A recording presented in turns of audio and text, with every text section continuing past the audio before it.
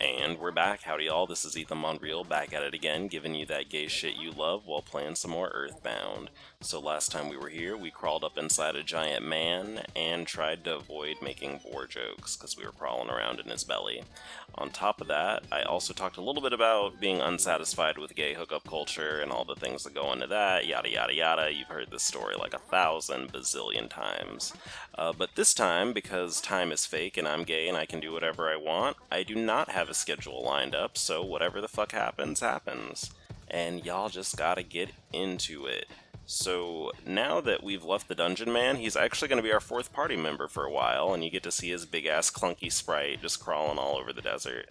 They didn't bother really animating it that well, they just kind of rotate the sprite back and forth, and he doesn't have a back sprite. But, you know, it's pretty cool to see him there, hanging out with us. Unfortunately, he actually decreases the enemy spawn rate, but if you do get into a battle with him, he will hit very hard, considering he's a giant Dungeon Man. But anyway, we already lost him. He's gone. He's out this piece.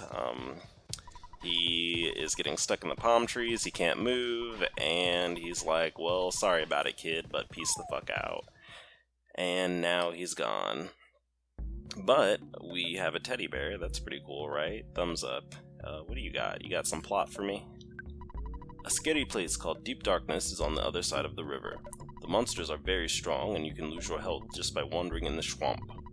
Do you want to cross the river, even though you know it's a stupid idea? Hell yeah, bruh. The swamp is bottomless. Even if you're swimming, you'll be dragged in.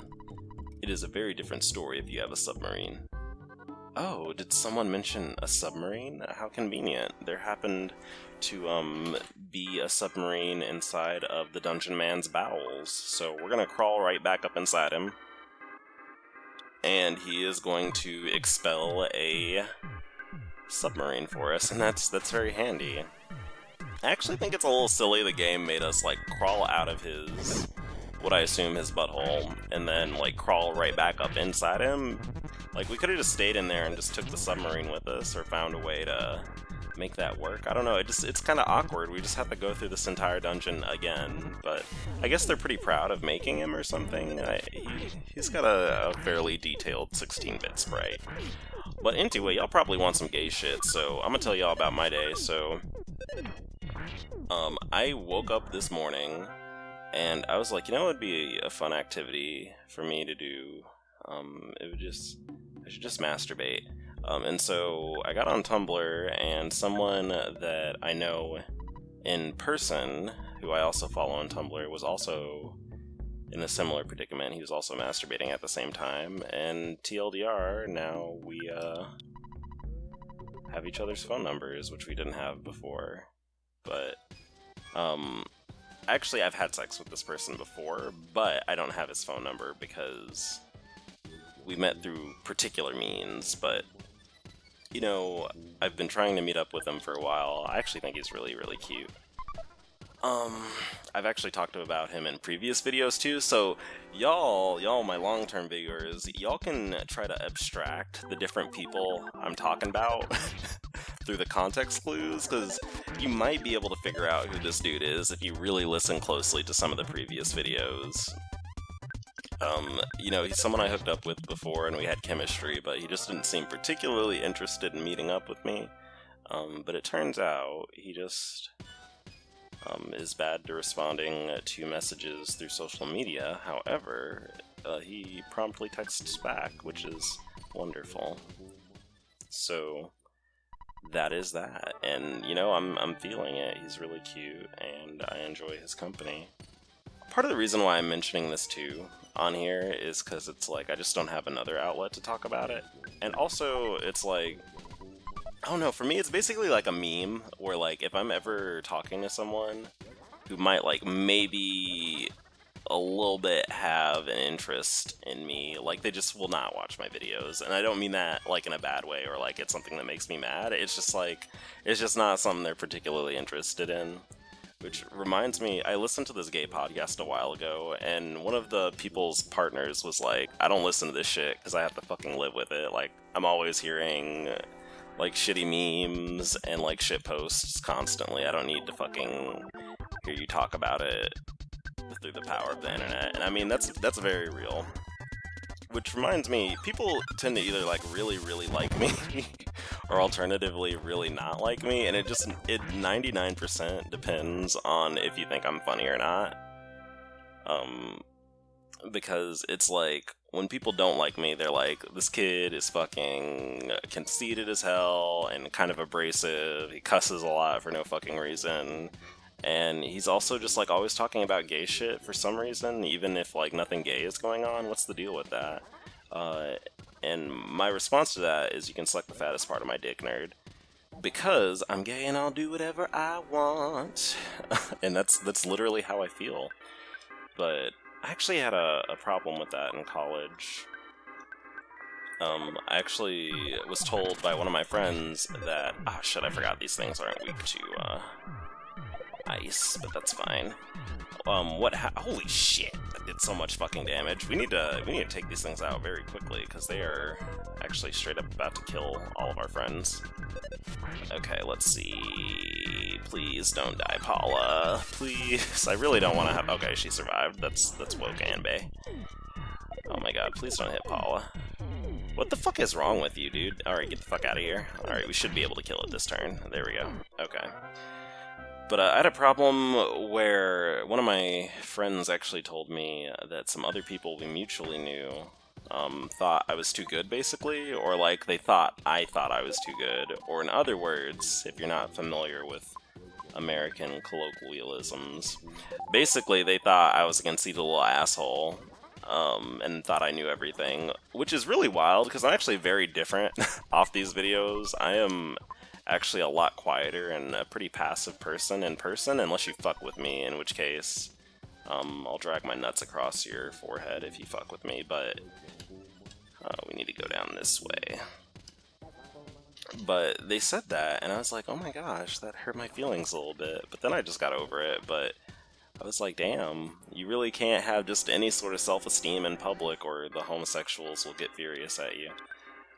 But I never told them that I knew that either, in part because they can just live with the consequences of their sins, honestly, and I will just, I will just act accordingly. Like, if you think that I'm a certain way, I'll just, not be close to you anymore. On top of that, actually, something about me is that I always know everyone else's business, but no one... Well, that's 50% true. I do have some indiscretions that I should be a little bit better about, but I just always know everyone else's business, basically, just because I keep my ears on a lot of channels, and I'm just nosy as hell. And basically, I just know everyone's business, and I also always know when people are talking shit about me, in part because I just got all these connections all over the place. Which is, honestly, you could just say that's just gay culture, because, like, when you are part of a group of gay people, you just know everyone's business, because it's like you all know each other, because, like, basically everyone's dating pool is everyone's dating pool. And what I mean by that is that there are only so many homosexuals within the confines of this city, and it's like, at least one of you two have bumped donuts or rubbed wieners together, so... it's easy to know what's going on with other people. You can just really easily be in other people's business. And me, personally, I just love it. I love it. I'm in the know, usually. Which is pretty funny, because I'm a pretty elusive person, in my opinion. I really do not hang out with people that often, and I do not enjoy social functions that much. Which I don't know how y'all perceive me, because, again, I'm a bit different when I'm recording these videos, or rather, you see a different part of me, that's a better way of putting it. Because I'm exactly the same all the time, it's just... I don't know how to explain... Fam, are we lost? I'm assuming this is the correct way to go. I'm a crawl up in here. What do you say, sign? Okay, yeah, we did make it. Alright, we did it. Okay, we did it, Mom. But... what the fuck was I talking about?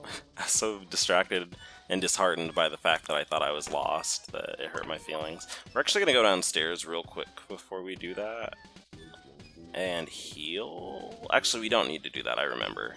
There actually is gonna be a bench we can sleep on after we do this, so we don't need to heal right now. Yo, there's an old submarine in the back of the dungeon. It can be used to cross the river. There's a goodbye exit over there. It will take you to the submarine. Okay. You need to take the goodbye exit. So that is actually his other butthole. So we're gonna ignore this one and just jump right on down in this one. Goodbye exit. Okay, we're flopping in it. Yo, okay, there's another hole here. And another hole here. And question mark ping. Oh, hey, I think there's an IQ capsule in this one. Ah, well, rip. Okay, so I didn't get that correct, but I know there's actually an IQ thing in here somewhere. I just don't know where it is, and I don't really want... Oh, actually, we drank it last part. I remember now. So let's go ahead and open this bad boy, and we're gonna equip the talisman ribbon on Paula. That'll help her out because she still has a bad habit of just tripping and falling dead. So I think that... No, it's not other. I think it's... Yeah, it is other. And that'll up her defense. That's a good bit for this game. Alright, so we're gonna roll up out of here. Mushrooms, hello. Where are we going? Oh yeah, the submarine's up here. I don't even know what the fuck I was talking about before. I was talking something about being in folks' business, which is true. I canically am in people's business. Oh, yeah, I was saying that, you know, that's just part of being part of a gay community. You just know everyone's business. It's real easy to know what's going on with people. And their struggles. Like, I just know about a lot of people's penises that I wish I didn't know about. Honestly. Just because it's like... Sometimes people will come up to you and be like, you'll never guess whose dick I sucked the other day, and I'll just be like, oh, I mean, that's not ladylike to talk about, but if you want to tell me, I'll listen. But anyway, here's our submarine, a broken down old submarine. The yellow color is purely coincidental, so that's a Beatles reference, of course. And yeah, we gotta read all these before Jeff kicks in, and he's like, wait a minute, I remember. I know how to fix things. That's my purpose in this party. So let's go ahead and use this, because we actually can use it. And it will heal us. We did it, Mom. And now we are going to check the actual submarine. Yes, it can still work. And he's going to fix it up. Ness and his friends carried out the submarine that Jeff fixed. We didn't get a cutscene, because those weren't invented yet in this kind of game. But, we are gonna go ahead and roll out. I like that I say cutscenes aren't invented, but we just got one right there. So we're gonna be flopping around here, and he said it was a river, but I'm pretty sure this is the ocean, because we're going pretty far. Or I guess it could be just like a big-ass lake. But anyway, so this next upcoming part of the game is pretty rough. But I say that like every other part, but I'm for serious in this one, just because like that person said, you know, you take damage walking through the swamp, things here can afflict you with poison, I'm pretty sure, and you are slowed down by walking through it, so you can't avoid enemy encounters. Also, there's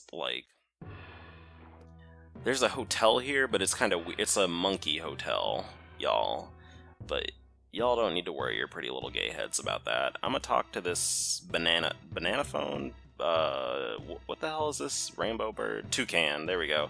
We're gonna talk to this toucan phone and use it to call Mom and Dad. Click beep, okay, yeah. Alright. Yeah. Okay, that's Mom, alright, fuck you, Mom. And then we're gonna talk to our dad. Okay, tell me my EXP, yeah, and mission complete. Alright, we saved the game here. I'll probably wander around Deep Darkness just for a bit so y'all get a feel for it, and then I'm gonna cut the video pretty soon here too. Also, once you get to Deep Darkness, the only way to go to other places is to teleport, because we cannot go back in the submarine. It's done its job. They're done animating its movement. So let's fuck around. What's up with you, monkey? The monkeys run the inn in the forest. You can stay here for free. Do you want to spend the night? Sure enough. Alright, so we slept in the monkey inn. It was pretty cute, and it's free, but it's the only inn here, and this area is pretty large. Alright. And next, we can't go up to this area yet. We gotta walk through the swamp, actually. But, you know, I think what I was talking about actually turned some folks off about being involved with other gay people, because it's real easy to just be involved in drama. And that actually was going to be the topic of my previous video, was I was going to talk about the stereotype that gay people, or LGBT people, both really, are more dramatic than straight people. Like, I want to talk about that stereotype, because it's like, is the fuck? Hello? Trying to start shit, what the fuck? Oh, okay, no. I forgot, we haven't seen one of those moles in a long time. I forgot that they could actually be enemies. I thought it was like one of the friendly ones. Anyway,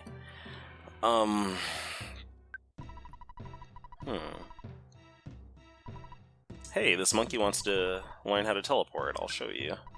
Okay, I'll try it. Oh, oh, I'm sorry, monkey. It gave it a try. Is it gonna do it again? Oh shit, boy! That's actually how you MLG teleport. There we go. Major League Gaming monkey. I did it. Did you see me? That's awesome! Exclamation point. Here's a small gift to thank you. Oh, let me empty my inventory here. Damn, we are like really just heavy on the items here. We have the Hawkeye. We should keep the bottle of serum though, because that heals poison, and that's kind of a concern here. Actually, you know what we're gonna do? We're gonna walk our gay asses back to the phone, and we are gonna dump some of these items with the S-Cargo Express. That sound legit? And then we will cut the video, and that'll probably be around 20 minutes. We'll be done, and I will just hop right up in my bath and upload the video while I'm soaking. So, thank you, phone. But like I was saying, that turns some folks off to being part of a gay community, because it's decidedly it's not as fun having everyone in your business as it is being in everyone else's business. And you know, that's just real life, fam. And it's just something to get into, or not, honestly. And on top of that, like I said, with the stereotypes of gay people being dramatic, I think what people don't realize is that when you have a community where like everyone knows each other, or they don't necessarily have to know each other, but everyone's connected to each other in some way, it's real easy for drama to happen, because it's like you just have all these people who are so interconnected. And, you know, sometimes reality ensues and people have disagreements, so we're gonna get rid of the key to the tower. We don't need that no more. We're not crawling up in Dungeon Man again. We need the Franklin badge. We actually... Honestly, we should really sell the broken gadgets, but we're gonna just shove them in there, because this is basically a trash can. And, we got the Crusher Beam, we got our Dragonite. We're gonna start using the Dragonite. We really need to get that out of our inventory. We'll get rid of the Broken Iron, too. There we go, we did it, Mom. And... Alright, and I'll wrap up my conversation here, because we're not going to really be able to progress anywhere meaningful in this video. And I got one more minute before we hit 20, but... You know, it's just something to think about. I think sometimes when gay people have stereotypes about other gay people, we tend to forget that, well, for one, a lot of the things that happen in our community happen for material reasons, like they're based off of people's experiences, right? Which is why I always say, like, when I'm talking about gay stuff, it just depends on your experience, and I'm talking about my personal experiences. And sometimes we have these things in common, like these experiences, which is how these stereotypes sometimes perpetuate themselves. But anyway, what I mean by all this is that people have experiences, and that it kind of shapes them a little bit. And instead of just thinking, oh, gay people are dramatic because they're mean or they're bad people, think about maybe drama just happens as a part of people's experiences. I don't know, kids, you can figure it out. I'm pretty sure there were some Disney movies that talked about that. But in the meantime and between time, we are peacing out in the Monkeys Love Hotel, so we are going to saddle up to this beautiful ass monkey and say goodbye. I'll catch y'all later. Thanks.